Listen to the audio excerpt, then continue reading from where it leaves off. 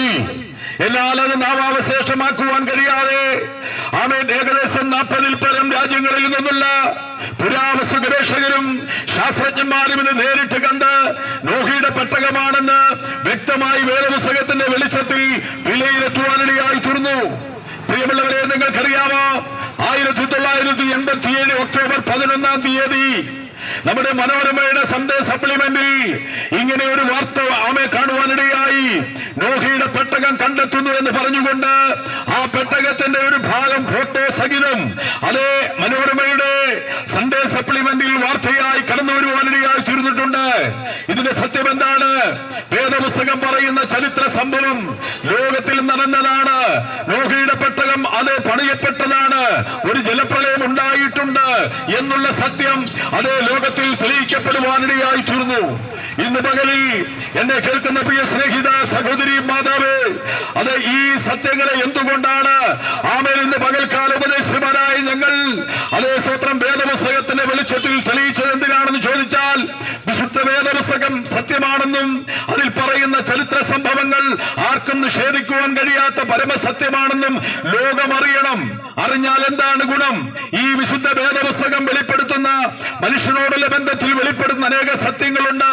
അത് മുഴുവനും ആമേശ്വത്ര ഈ ലോകത്തിലുള്ള മനുഷ്യർ വിശ്വസിച്ച് അവരുടെ ജീവിതത്തിൽ ദൈവം നൽകുവാൻ ആഗ്രഹിക്കുന്ന അനുഗ്രഹങ്ങളും ദൈവം നൽകുവാൻ ആഗ്രഹിക്കുന്ന ശാശ്വതമായ വിടുതലും സന്തോഷത്തോടെ അനുഭവിക്കണമെന്നുള്ളതാണ് അതേ ദൈവം മനുഷ്യനെ കുറിച്ച് ആഗ്രഹിക്കുന്നത്. ഈ വിശുദ്ധ വേദപുസ്തകം മുമ്പോട്ട് വെക്കുന്ന ചില സത്യങ്ങളുണ്ട്. അതേ സ്വത്രം ഈ വേദപുസ്തകം ഇങ്ങനെ ഒരു സന്ദേശം അടങ്ങിയ പുസ്തകം ഈ ഭൂമിയിൽ ഉളവാകാനുള്ള കാരണം തന്നെ ദൈവത്തിന് മനുഷ്യനോടുള്ള ദൈവിക സന്ദേശം വെളിപ്പെടുത്തുവാൻ വേണ്ടി, ദൈവത്തിന്റെ ആലോചനകളും കൽപ്പനകളും ആമേ മനുഷ്യനെ അറിയിക്കുവാൻ വേണ്ടി ദൈവത്താൽ ഉളവാക്കപ്പെട്ട ഒരു പുസ്തകമാണ് ഈ വേദപുസ്തകം. BC 1400 മുതൽ AD 100 വരെയുള്ള കാലഘട്ടങ്ങളിലാണ് വേദപുസ്തകം എഴുതപ്പെട്ടത്. ഏകദേശം 1500 വർഷത്തെ ചരിത്രം ഈ വേദപുസ്തകത്തിൽ നമുക്ക് കാണുവാനായിട്ട് കഴിയും.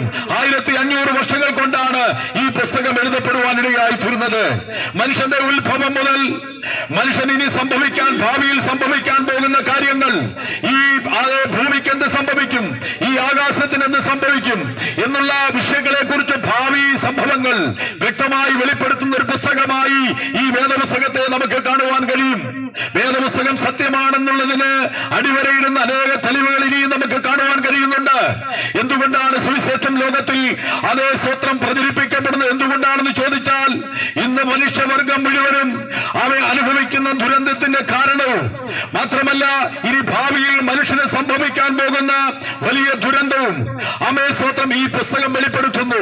അതിൽ നിന്ന് മനുഷ്യന് വിടുവിക്കപ്പെടുവാനുള്ള ദൈവികമായിട്ടുള്ള വഴികളും സന്ദേശങ്ങളും അടങ്ങിയ പുസ്തകമാണ് ഈ പുസ്തകം. അതുകൊണ്ട് ലോകത്തിൽ മനുഷ്യനെ നേരിടുവാൻ പോകുന്ന വലിയ ദുരന്തമുണ്ട്. ആ ദുരന്തത്തിൽ നിന്ന് മനുഷ്യൻ വിടുവിക്കപ്പെടണം. ശാശ്വതമായ സമാധാനവും സന്തോഷവും മനുഷ്യൻ കൈവരിക്കണമെന്നുള്ളത് സ്വർഗത്തിലെ ദൈവത്തിന്റെ പദ്ധതിയും ആലോചനയുമാകിയാൽ ദൈവത്തിന്റെ സമയമായപ്പോൾ ഈ സന്ദേശമടങ്ങിയ പുസ്തകത്തിന്റെ സന്ദേശം ലോകത്തിൽ തന്റെ ദാസന്മാരുള്ള ദൈവം അറിയിച്ചുകൊണ്ടിരിക്കുകയാണ്. അതാണ് സുവിശേഷം എന്ന് പറയുന്നത്. നിങ്ങൾക്കറിയാമോ, മനുഷ്യന്റെ ഉത്ഭവത്തെ കുറിച്ച് ഈ പുസ്തകം പറയുന്നുണ്ട്. സർവശക്തനായ ദൈവം, പ്രപഞ്ച സൃഷ്ടാവായ ദൈവം, അതേ സ്വത്രം ദൈവം ഈ ഭൂമിയിൽ തന്റെ സാദൃശ്യത്തിനും സ്വരൂപത്തിനും മനുഷ്യനെ ഉണ്ടാക്കിയെന്ന് ഈ പുസ്തകം പറയുന്നുണ്ട്. നിലത്തെ പൊടികൊണ്ട് ദൈവം മനുഷ്യനെ ഉണ്ടാക്കി, ആണും പെണ്ണുമായി ദൈവം അവരെ ഉണ്ടാക്കി. ഇങ്ങനെ ഒരു മനോഹരമായ ഭൂമിയെ ദൈവം രൂപപ്പെടുത്തിയത് മനുഷ്യന് പാർക്കാൻ വേണ്ടിയായിരുന്നു. എന്നാൽ അങ്ങനെ സൃഷ്ടിക്കപ്പെട്ട മനുഷ്യരെ ആമേലി തിരുവചനം വെളിപ്പെടുത്തുന്ന ചില കാര്യങ്ങളുണ്ട്. മരിക്കുവാൻ വേണ്ടി ആയിരുന്നില്ല ദൈവം മനുഷ്യനെ സൃഷ്ടിച്ചത്. തേജസ്സുള്ളവനായിട്ട് മനുഷ്യനെ സൃഷ്ടിച്ചു. അവ സന്താനപുഷ്ട ഉള്ളവരായി പെരുകി ഭൂമിയിൽ നിറയണമെന്ന് ദൈവം ആഗ്രഹിച്ചു. അങ്ങനെ ദൈവത്തോടുകൂടെ നടക്കുവാനും ദൈവത്തെ കാണുവാനും ദൈവത്തോട് സംസാരിക്കുവാനും കഴിയുന്ന പ്രകൃതിയിലാണ് ദൈവം മനുഷ്യനെ സൃഷ്ടിച്ചത്. ഈ പുസ്തകം വെളിപ്പെടുത്തുന്നുണ്ട്. എന്നാൽ എന്താണ് മനുഷ്യന് സംഭവിച്ചത്? ദൈവത്തിന്റെ കൽപ്പന, ദൈവം മനുഷ്യന് കൊടുത്ത കൽപ്പന മനുഷ്യൻ ലംഘിച്ച് മനുഷ്യൻ പാപിയായി തീർന്നു, പാപം ചെയ്തു. അനുസരണക്കേട് മൂലം മനുഷ്യനിൽ പാപം കടന്നു വന്നതിന്റെ പരിണിത ഫലമായി മനുഷ്യനിലേക്ക് കടന്നു വന്ന വലിയ ദുരന്തമാണ് മരണം. മരണം കൊണ്ട് മനുഷ്യന്റെ ജീവിതം അവസാനിക്കുന്നില്ല. മനുഷ്യൻ ശരീരാത്മാദേഹിയോടുകൂടിയുള്ള ഒരു സമ്മിശ്രമാണ്. മനുഷ്യൻ മരിക്കുമ്പോൾ അവന്റെ ഭൗതിക ശരീരം മാത്രമാണ്. ഈ ഭൂമിയിൽ ഇട്ടിട്ട് പോകുന്നത്. നോക്കുക പ്രിയമുള്ളവരെ, മനുഷ്യൻ മരിക്കുമ്പോൾ അവന്റെ ആത്മാവ് അവന്റെ ശരീരം വിട്ടു മാറുക.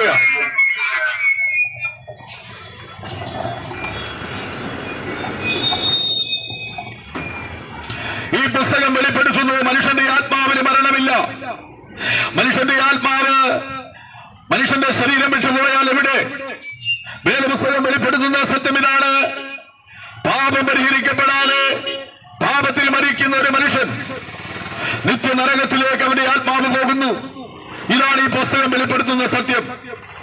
ഈ ദാരുണമായ അവസ്ഥയിൽ നിന്ന് മനുഷ്യനെ രക്ഷിക്കുവാൻ ദൈവത്തിന്റെ രക്ഷാപദ്ധതി ഇന്നേക്ക് 2000 വർഷങ്ങൾക്ക് മുമ്പ് ഭൂമിയുടെ മധ്യഭാഗമാകുന്ന ഇസ്രായേൽ എന്ന രാജ്യത്തെ നടമാടുവാനിടയായി. അത് മറ്റൊന്നുമല്ല, ദൈവം മനുഷ്യനായി ഭൂമിയിൽ അവതരിച്ച രക്ഷകനായ യേശു ക്രിസ്തു. മനുഷ്യനെ പാപത്തിൽ നിന്ന് രക്ഷിക്കുന്നത് എന്ന് അർത്ഥമുള്ള യേശു എന്ന നാമം ധരിച്ചുകൊണ്ട് കന്യകയിൽ ലോകത്തിന്റെ രക്ഷകൻ ദൈവം മനുഷ്യനായി ഭൂമിയിൽ അവതരിപ്പാനിടയായി.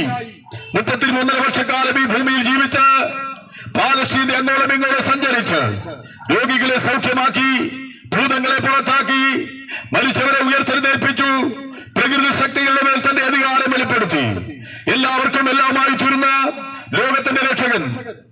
അതേ മരക്കുരിശിൽ 3 ആണ്ടുകളിൽ മനുഷ്യന്റെ പാപം പരിഹരിച്ച് മരണത്തിൽ നിന്ന് നിത്യനരകത്തിൽ നിന്ന് മനുഷ്യനെ രക്ഷിച്ച് ദൈവത്തോടുകൂടിയുള്ള നിത്യമായ വാസം മനുഷ്യന് നൽകുവാൻ, മരണമില്ലാത്ത, ദുഃഖമില്ലാത്ത, മറുപടിയില്ലാത്ത, കഷ്ടതയില്ലാത്ത